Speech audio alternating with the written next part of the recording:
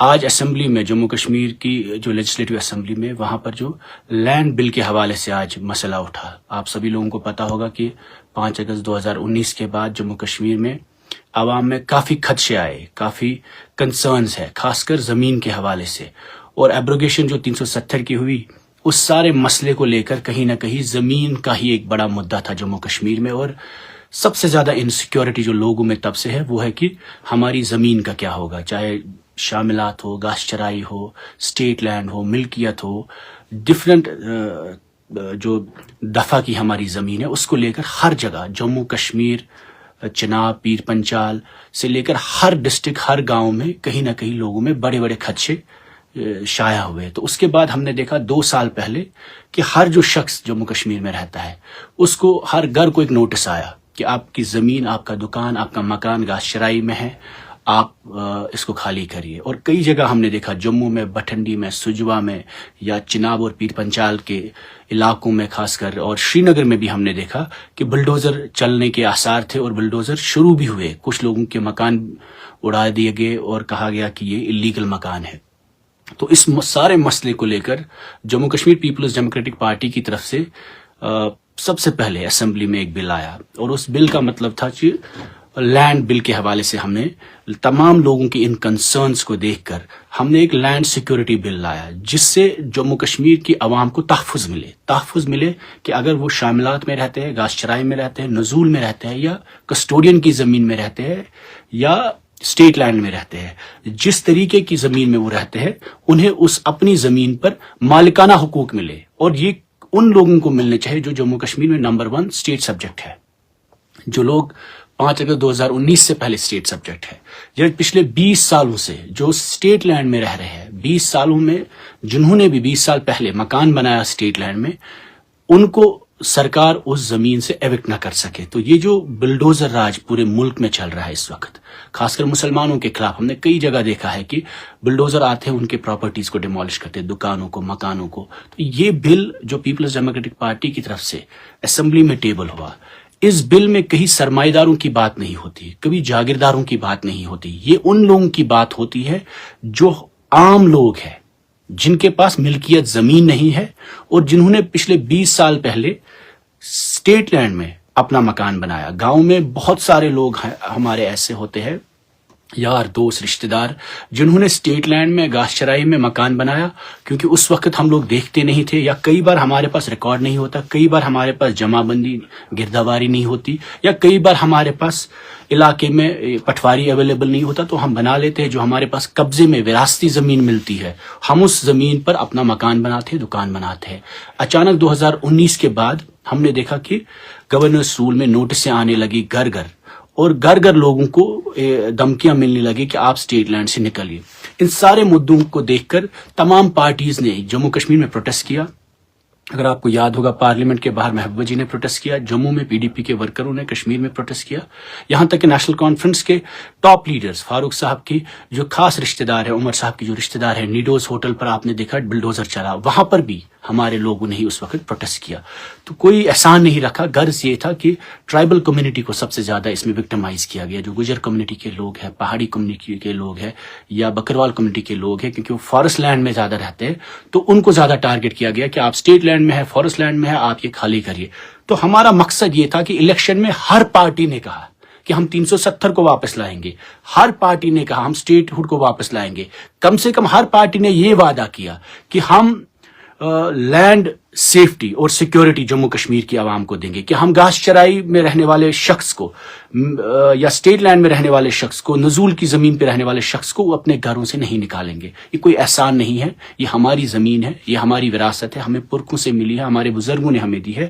اس state land کو ہم لوگوں نے بچایا ہے, چاہے ہماری نام پہ نہ ہو, لیکن زمین پر, اسٹیٹ لینڈ پر, گاس چرائی پر اس گاؤں کا حق ہوتا ہے, یہ کسی سرکار کا حق نہیں ہوتا. آج جب ہمارے پاس اسٹیٹ نہیں ہے, ہم دیکھتے ہیں یہاں انڈسٹریل اسٹیٹ بنتے ہیں, بڑے بڑے کمپلیکسز بنتے ہیں, اور بہت ہزاروں کنال کی زمین ٹرانسفر کی گئی ہے باہر کے لوگوں کو, یا باہر کی کمپنیز کو, یا باہر کی کارپوریشنز کو, یا باہر کی جو سڑکیں بن رہی ہے یہاں پہ, یا نئے کنسٹرکشنز انسٹیٹیوشنز بن رہے ہیں. کچھ اچھی چیزیں بھی ہو رہی ہے, کچھ برے بھی ہو رہے ہیں. غرض کہنے کا مجھے یہ ہے کہ باہر کے لوگوں کو مفت میں, سبسڈی میں कंसेशन पे जमीन मिल सकती है और हमें अपनी जमीन पर कागज दिखाने हैं और ये भी बाहर के लोगों को दिखाने हैं। और इसी सिलसिले में हर पार्टी ने मैनिफेस्टो में रखा इलेक्शन के दौरान कि हम अपने लोगों को अपनी जमीन से नहीं बेघर करेंगे।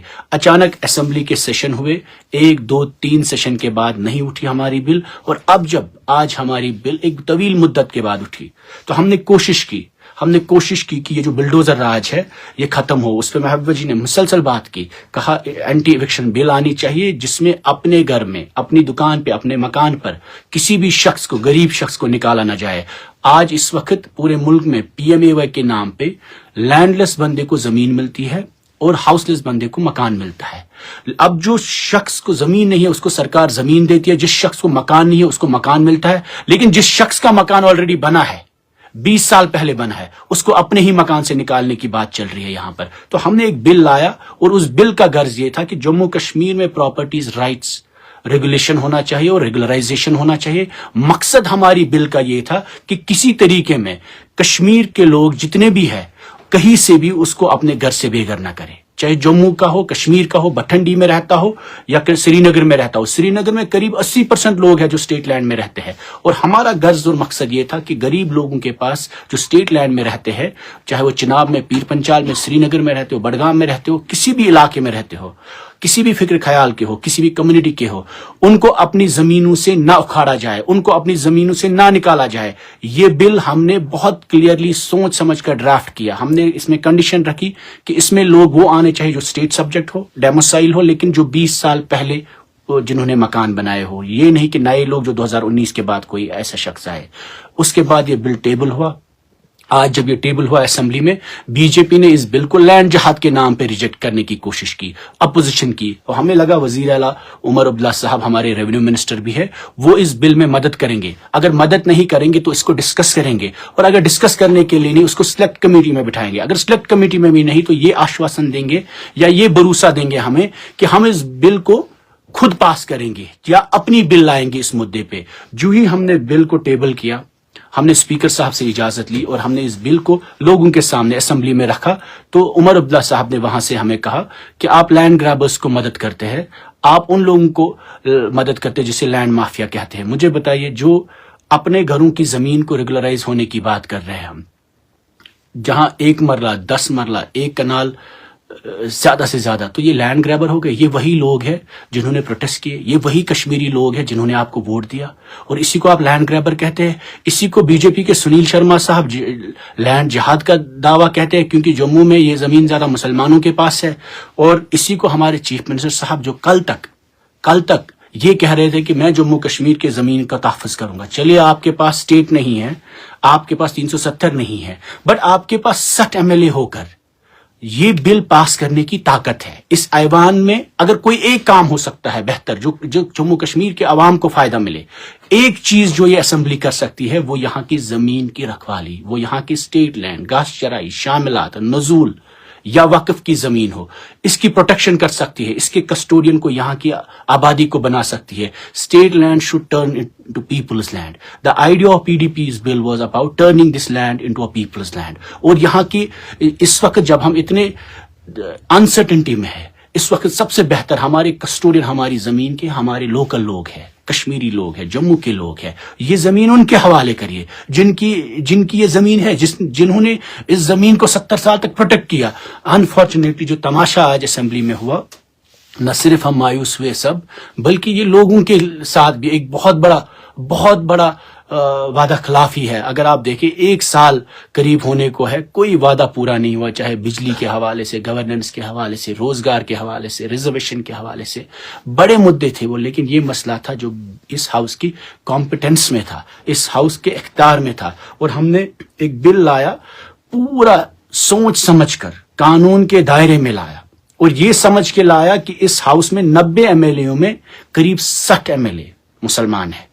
और न सिर्फ मुसलमान है बल्कि कश्मीरी भी है, और नेशनल कॉन्फ्रेंस के भी है, कांग्रेस के भी है, PDP के भी है। अगर बीजेपी के 28 MLA अपोजिशन भी करते हैं, اس کے باوجود بھی ہم اس بل کو پاس کرنے کی گنجائش میں تھے. لیکن آج وہاں پر جو دیکھنے کو ملا دیٹ واز انفارچونیٹ, اور اسی لیے مجھے لگا شاید لوگوں سے بات کرنے کی ضرورت ہے اور شاید کہیں نہ کہیں یہ بات گراؤنڈ پہ جانی چاہیے. اس وقت آپ سبھی لوگوں سے میری التجا ہے, اپیل ہے کہ آپ اپنے محلے میں اپنے سیاسی لوگوں سے, جتنے بھی آپ کے MLA صاحبان ہیں, ان سے ریکویسٹ کریے. یہ ایک موقع ہے ہم سب لوگوں کے لیے, اس بل کو پاس کرنے کے لیے پریشر بڑھائیے.